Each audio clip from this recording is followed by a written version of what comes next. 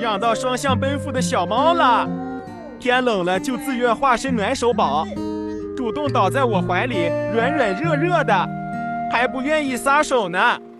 冬天抱着小猫度过真的好幸福呀。不过降温了，我也会更加注意小猫的健康，尽量选择长肉又呵护肠胃的猫粮。